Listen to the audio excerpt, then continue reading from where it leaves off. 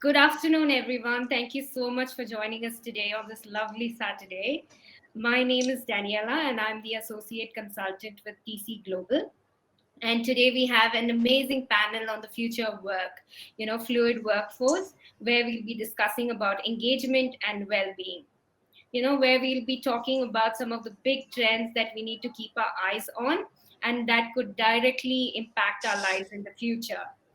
But before we dive into the panel introductions, I want to take a quick question. So if you could quickly, put down in the chat box, how are you all feeling today?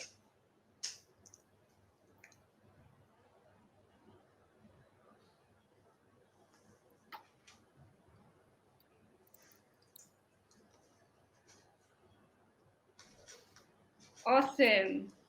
So, our goal today is that whatever your role is in the industry, or if you're just starting afresh, that you come away with something, a new idea, a fresh perspective, a new strategy that you can apply to be more successful. So just to give you, a brief introduction and a format of the idea of what to expect, this panel will run for 40 minutes, out of which we'll take, a few moments for each of the panelists to briefly introduce themselves and tell us a little bit about their background in the industry. I'll kick off the conversation asking questions that draw out some of the high-level themes. Hi, Ron. Hi, good evening. Sorry, we had a little technical difficulty. Hi, No Ron. Good to problem. have you. Hi, Manisha. Lovely to see you. Great. So I'll kick off the conversation asking some questions that will draw out some high level themes and trends we should be thinking about. And then during the last 10 minutes, we'll just open up the floor so that, we give you a chance to ask specific questions that you've been thinking about to help you navigate through, the upcoming opportunities and challenges in regards to the fluid workforce.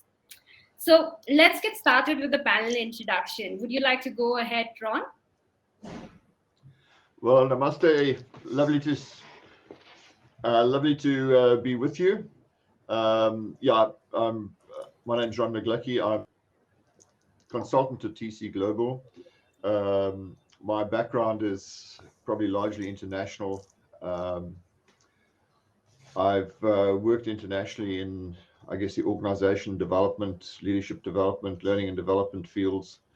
Started off in South Africa, then Bahrain, then New Zealand, then India for 9.5 years, and now back in New Zealand. And my passion is really helping people be successful. And I do a lot of work in terms of equipping people for their future careers. And very involved in sort of the virtual workforce, with a number of clients as well. So thank you, and lovely to be with you. Amazing. Thank you for that introduction, Ron. What about you, Manisha? You can go next. Hi, everyone. It's amazing to be here, and thank you for having me over. I'm so looking forward to this discussion with the amazing panel that we have already. And to give you a brief introduction about myself, I am basically by education a fashion designer.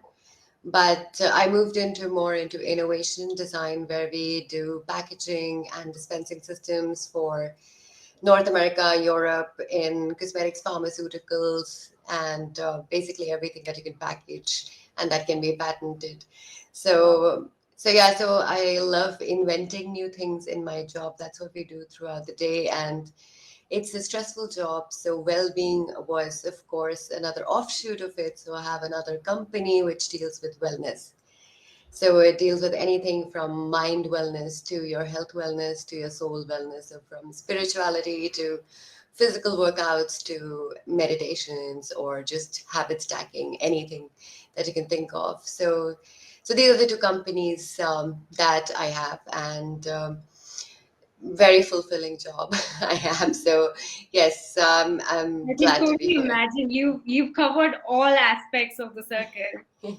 Thank you. Amazing. So let's kick off with the first question. What exactly do we mean by fluid workforce? You'd like to take that, Manisha? Sure. So for me, fluid workforce would be something like a special task force. So that's exactly what my company does. So I kind of relate to that question very well. So it's kind of you get people on the job which is required for a short period of time, and these are specialists in the field that you don't really want them on every project, but you need them on a specific innovation or a breakthrough that you're trying to make. So these can be different places, these people can be anywhere in the world, and the platforms are varied. So it's a specialized force that you use on your company, and it could be for a limited time period or it could be permanent. So it could be like a virtual hybrid kind of a workplace. Correct. So you can get in freelancers or crowdsourced workers or, even independent workers along with your full-time staff, right? That's correct.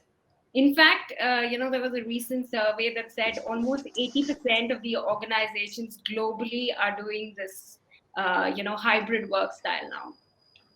So that's a huge number. And the fluid workforce right now is bringing, a sea of change to the future of work. So I'd definitely like to know your thoughts on it, Ron. What do you I think think is a fluid workforce? Manisha's summarized that pretty well. I mean, the world is just changing so incredibly fast, and I think the pandemic and the rest of it has accelerated the rate of change, the adoption of technology, and created many other challenges, and certainly the need for specialized niche skills for limited periods of time is enormously important, and I think huge demand. And I think that is only going to increase significantly.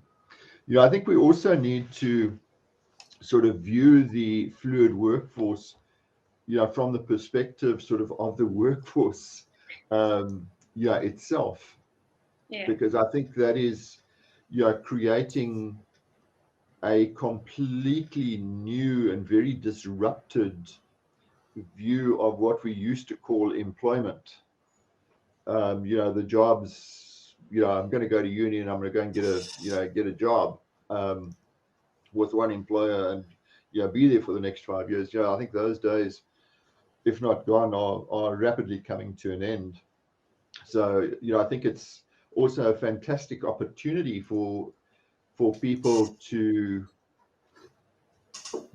have a career that at any one time might involve semi-permanent employment, gig work, consulting work, and yeah. all sorts of different things.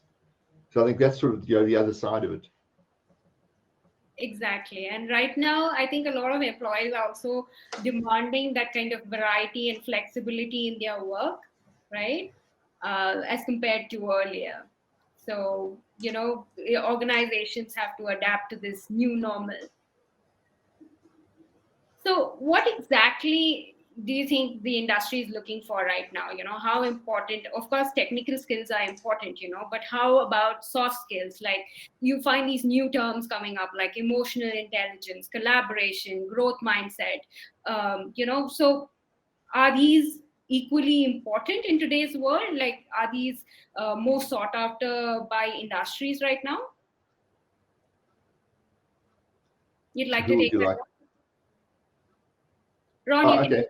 Yeah. Okay. You know,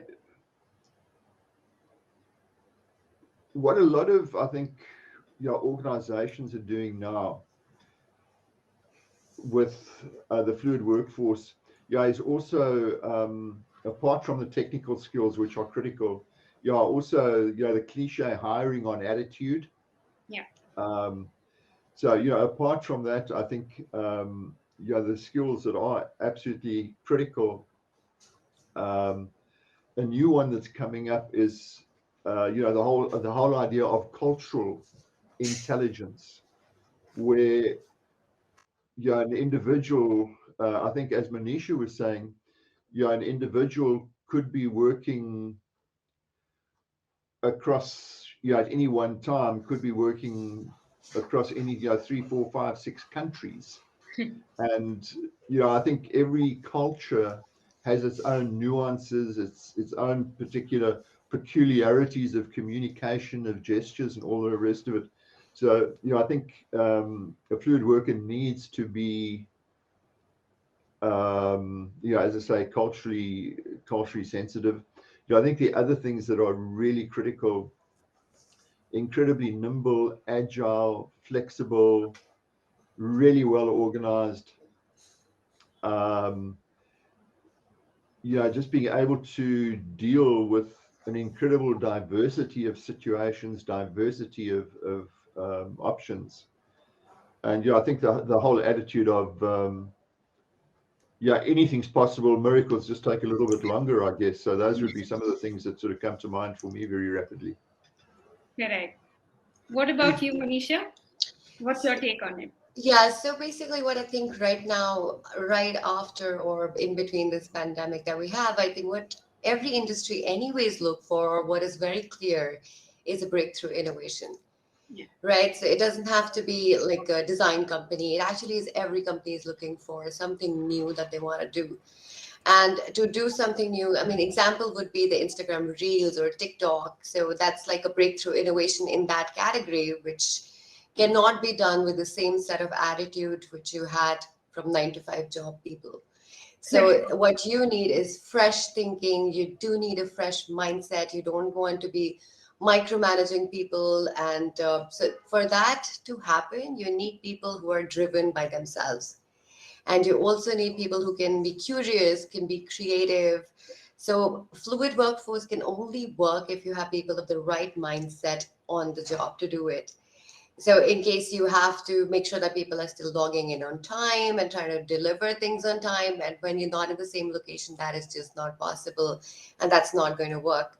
So that's why I think soft skills become so much bigger than the technical skills, because each of us would have gone to school or to college or done some higher studies, right? But those are tools. Now, what you do after you've got the tools is completely up to you. And what differentiates one person to the other is going to be how well you're able to carry yourself. What's your communication like? How is your articulation? And what's your interpersonal relationships looking like? So, a healthy mindset is super important. I think possibly sometimes overrides the technical information that you have. Correct. That's so true. And how do you think you could, kind of adopt these? Like, can somebody learn these kind of skill sets? Definitely all the skill sets can be, you're just born with a few talents. The rest is all polishing that you have to apply to yourself. So each individual, no matter whether you're an entrepreneur, whether you are an employee, or whether you're just starting out, has basically four elements that they need to focus on, which is going to be your mindset, your soul set, your social set, which is your environment, and and so mindset is going to be less important till the times all the other three sets are complete. So when I say physical set, that means your physicality. How are you functioning in your body, right? So that's very important. If you feel sick all the time, you have aches and pains, then it just becomes very difficult to deliver on things. If your Correct. mindset is not driven, if you're not waking up energized in the morning, then you kind of show up the same way through the day. So it becomes like I'm waiting for a weekend all through the week, right? And your soul set is your spirituality, is because humans were, I mean, they're all spirits, right? So how do you connect to each other? Where is the empathy? Where is the communication? Where is a little bit of interpersonal relationship? All comes from the soul set that I talk about. Social set is how do you deal with your environment? Everybody's environment is different right now. We're not at workplace. So some people are working at home where there might be kids, where there might be different things that they have to manage on their own. So your social set needs to define how you with your friends, how you with your family, and when all the four elements of your life you're working on every day, then you just show up as a different individual. So even Correct. small steps make like a Has to huge be a difference. holistic development. Yes. Amazing. Love the answer. So right now, different organizations have different cultures. Like some could be a very creative organization, some are very disciplined and strict, some could be a very fun environment. So how do they kind of adopt this cultural, how do they adopt their culture into the fluid workforce? You'd like to go, Ron? Well, I think organization culture is one of the make or break things for most organizations.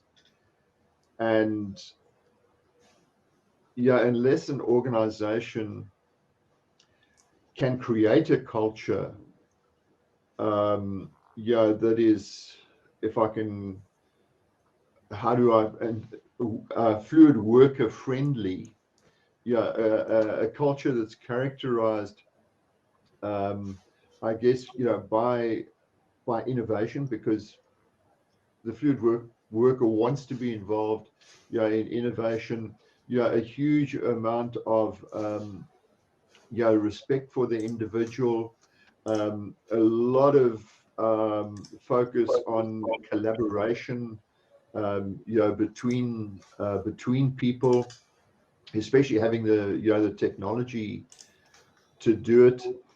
I think another critical component will also be, from a cultural perspective, the organization communicating its sense of purpose, its sense of being, because I think with the fluid workforce especially, people want to be part of something significant, something bigger than themselves.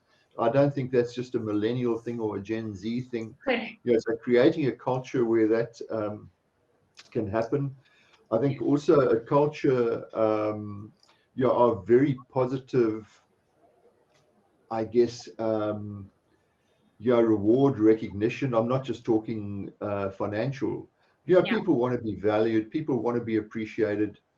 And I think what a lot of people in the virtual, or in the fluid workforce, especially in the virtual workforce, are looking for, is a real and genuine sense of connection with other people, connection with the organization they are working with. So I think from a cultural perspective, and I think many organizations are doing this, it's the recognition, that we're not just an employer, of skilled people for a short period of time. They come, they go. Yes, they do come, and yes, they do go. And what you'll find is that organizations will end up only attracting the right people, if they do have that culture, very, very strongly embedded. Also, great communication, great transparency, learning. So those are some of the things that come to mind. And it also has to be in line with the vision of the company, vision and the mission. And Absolutely. I mean, strategic alliance, absolutely. And that's why I think, right now with the virtual working, employee engagement and well-being, as you rightly said, are becoming important factors at the workplace, so that people don't feel isolated or left out or go into depression. They are able to give their, best every day at work. So, adopting these programs are super important right now. What about you, Manisha? What would you say about this? So, I mean, Ron put it quite well, and he was talking about communication and he's talking about transparency, that those are one of the biggest things. Also, inclusion.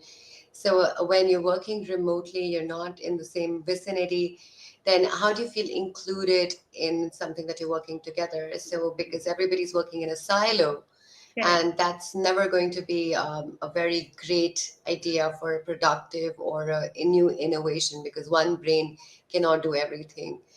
And so it has to be inclusive. There have to be touch points like which kind of make people feel that they are wanted in the organization. People who are wanted in the organization usually deliver much better than people who are just doing a job. So being felt that you're part of something bigger. Also, when you talk about the vision and the mission of the company, you have to be aligned with the what's. So when I say what is, like, what is your company delivering? Are you actually resonating with that?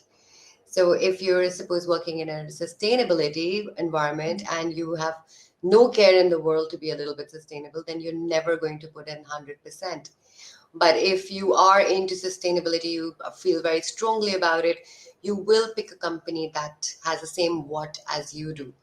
So the drive is very important. Again, touch points. So when I talk about touch points, they have to be either physical once a week, or they need to be some kind of a get together. Also, inter team meetings have to be mandatory. So you Correct. cannot work by yourself. You need to bounce off ideas. You need to bounce off things. When you feel supported by your team members, again, you need to have a friend in the company. Otherwise, you feel again working in a silo. Like a buddy. Exactly. So you need a buddy at work that you can have. Like, Correct. funnily enough, I'll give you an instance. When I was talking to the tech team, they said what they missed the most about office was the chai time, right? So I think office space was more about coffee time, chai time, the little get-togethers you have during lunch, and that Correct. one little chat you catch, because humans are emotional beings, and Correct. that's not going to change. So those emotional needs have to be tapped in by the company and made sure that people are always connected. Correct. We are such social beings that, I believe most of us miss, that kind of interaction. Even if it was for a couple of minutes, it did kind of help us with our mental well-being, right? And so, how have organizations, changed this talent management strategies to combat with this new normal? Would you like to go first, Manisha? Yeah, so I mean, I do see, like, for example, I'll give you the example of my company. So when we went into the lockdown, that was the first time. We are a very, very collaborative firm in which we kind of require brainstorms like 4 times a day. So not even Wow. just one time. So it's like 4 times a day. It's basically some days are just brainstorms in which everybody from different disciplines comes together, sits at the table, and you bounce off ideas, you sketch together. So now going into the pandemic was like a huge difference. I mean, we had never gone through something like that, and it's also a startup. Correct. So the challenges we felt were, of course, virtually how do we make it happen? So, what we did do in the first few weeks or the months was to teach people mental health and how to react. So, certain softwares help you with that. So, we particularly use Slack, which is a software which is excellent for management of projects. You can assign teams, teams can get together. They have a little huddle in case you're like tired of showing yourself on the camera or looking at yourself on the camera. Then Correct. you can do like a huddle, which is just like voice. And also it gives you a trail which can help you map the project and not lose any information. So using the right tools like that are super important. Again, teaching people about mindset is really important. So we did teach people silence and reflection Mhm. during the first few weeks, because when you're sitting at home, you have a different environment, as I said. And while shooting that email response that you're unhappy about, you need to sit down for 5 seconds to 10 seconds and think and reflect. So that's Correct. where the silence and reflection came in. Also, textual conversations, and which are related to anything which could lead into some kind of face off kind of a situation, that has to be avoided 100%, because in text you don't know what's the The emotion behind tone. the text, right? Right. So none of the discussions were supposed to be textual, they had to be face to face. So these are like small little points that you can have in your workplace to make sure that people mentally and on board instead of getting lost into the whole technology. So give them just one software or tool that helps them track everything, keep in touch with everybody. Also, look at their mental health, because mental health is a big, big issue when you, especially when you hold up inside the house most of the time. And so that's what it is. I mean, you have to do something for the well-being of your employees to make sure their mental space is good, their physical state is good. You're not just sitting in front of your computer and just going through reels in the break, or just looking at text messages. So you need people to take up off from the screen, because there's a Yeah. screen fatigue which shows into your productivity. And also Yeah. like make sure people get ready and come for the calls whenever they are, so nobody comes in their pajamas or just wearing a t-shirt. So Correct. yeah, so that It's has to important to be. look professional as well. Yes, I mean, look good, because when you Yeah, look good, you feel good within, of right? So course. it's Yeah. not just about like getting ready, but it's also about your, again, how mentally ready you're to start work. So everybody had to be ready for work at a specific time. Yeah, just by dressing up, it just changes your mood. You get into the zone, and you're able to be more productive as well as give it your best. And what you rightly said, like you gave really great examples. Like Slack is an amazing tool. You can do so much with it. There, with technology, there are also these different pin boards that you can make so that you can track, different projects, and also you can put in your comments, you can put some smiley faces, emoticons, which is something that the the crowd kind of relates to right now, right? So I think it makes a lot of sense. What about you, Ron? What is your take on this? Yeah, I strongly support Manisha's view on having great technology to facilitate interaction. So just moving off from that, what is the corporate response or the company response? I think firstly, a hell of a lot of companies, have been learning as they go, because we've never faced anything like this before. What I see happening with a lot of organizations as well is having to put significant effort into I guess things like in terms of leadership development, leading people in a in a largely virtual world is a completely different animal to to leading synchronous It's a whole new dynamic. teams. So I mean, so that's the whole leadership, and then I mean, how do you build teams? Because teaming is where the future lies. How do you build teams virtually when people are not getting together, as Manisha says, over chai time, um, and the rest of it? So I think that's critical. I think what we're also seeing as a corporate response is a lot more focus um, being placed on individual coaching. That becomes a heck of a lot more important. Um, in this fluid workforce, in sort of a virtual workforce as well. So I think that's certainly happening. And probably more recently, what I think is great is what we're seeing emerge now is the whole idea of team coaching. We know how beneficial it is to coach an individual, but the whole idea of team coaching now, Yeah. I think is hugely relevant. So I think those are just adding on to what Manisha said. I think those are some of the other things that organizations are doing, and I think also along with that, finally, is really just stressing the importance of ongoing learning. Yeah. And I mean, it's a fantastic world we live in now. I mean, there's so much online learning, other learning available, and that's also a way, I guess, of keeping fresh.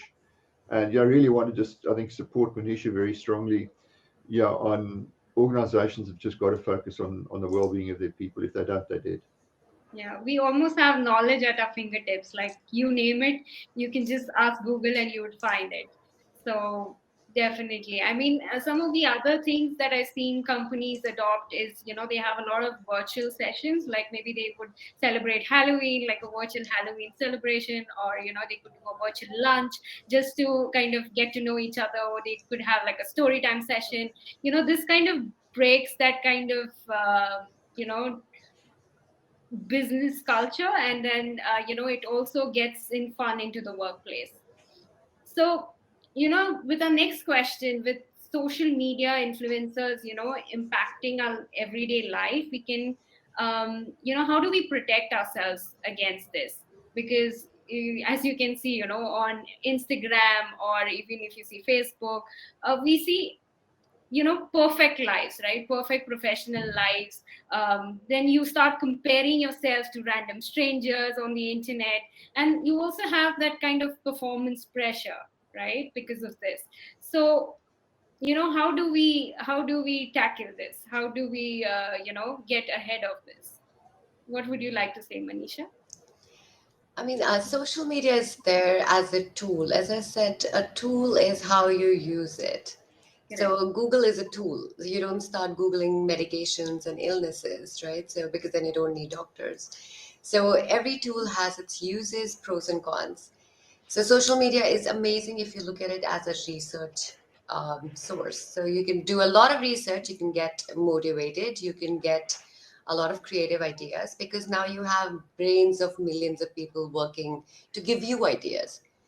And instead, if so, once again, it again boils down to a person's personal growth. Yeah. So your personal growth needs to be very clear to you in terms of where do you want to go and what do you want to do. So it's not about you comparing yourself to the social media star. It is about getting better and learning from them. So also the perfect lives that are shown on Instagram, you also do post your perfect lives on it. So it doesn't matter who it is. Everybody does post the most perfect moments, the perfect lighting, the perfect picture. So you do it yourself. And now taking that as an example, you need to reflect on your own life and make sure that you're working on your personal development to get better. And also look at all the tools as your research and use them as a curiosity platform. Be very curious about what is being used, look at the technology behind it, see what kind of new techniques that person is doing that you actually look up to because obviously you resonate with something that person is showing. So try to find what resonates with you and then try and incorporate some of the things which are positive into your own work culture or your own personal life. So use everything to your advantage because the world is amazingly beautiful and so useful. So you can use as much as you want. It's all free, which is, and again, like it's amazing how much content is free right now. So earlier you had to pay for everything. So now you can get personal development for free. You can get different kind of ideas for free. You can also get anything that you want for free on the social media. You just need to use it in a positive way. Correct. That's so important. What about you, Ron? Yeah, I think all of that makes a heck of a lot of sense. Um, I think how we also need to manage that is have at a personal level, if you want to call it our own rituals, our own habits, really well developed. Uh, and I guess that comes across to the whole sort of personal awareness of what emotional state am I in? What emotional state do I want to be? I think the huge mistake that so many people make, wake up in the morning, where's my phone, where's my media, etc. Instead of having a morning ritual where you wake up, well, I don't know, everyone will have different rituals, but what works so well for me, I wake up and then I get up early and there's sort of a bit of a gratitude session, all the things that I'm grateful for in the world. That puts you in a great frame of mind. Yeah. Um, even if it's a A lot 10, of them have 15, the gratitude rock as well. and then some meditation. Um, then what works for me pretty well also is to maybe spend 10, 15 minutes just reviewing where I'm at in terms of the goals that are important to me, the things that I'm working on. What sort of day do I want to create? Um, so I think what's really critical there is that people set their own agendas, that they set their own schedules, and they live according to their values, according to their agendas, their vision for themselves, their desired futures. Um, and they manage themselves that way, so they become self-sufficient in terms of their own identity, that they're not looking for, oh my God, how can I what can I put on Facebook to make me look really good? Oh my God, my friend's looking even better. Shock horror. So, I think it's also a case of personal discipline. Correct. On the extent to which you use social media and the actual social media that you use. I Great. suppose that's spoken like a baby boomer. That No, I love your routine. So anybody who's actually logged in should definitely latch on to Ron's morning routine because that is a routine for the winners. So take away whatever he's giving over here. So which actually does mean that you wake up early in the morning, do your gratitude. Gratitude is amazing. So it doesn't take more than 5 minutes. And of course, what he's talking about is brilliant. So that kind of routine is going to change everybody's life. Actually, it's going to have such an impact on your lives.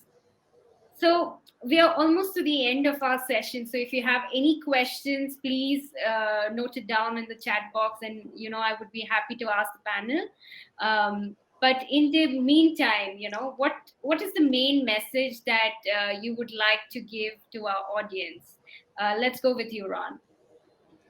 In 30 seconds, what is the main message yeah, that you'd like? the main message I think for people going into the fluid workforce, view your career as a portfolio. Yeah, as I was saying earlier on, you're not going to just have one job. So create gig opportunities, alternative income streams.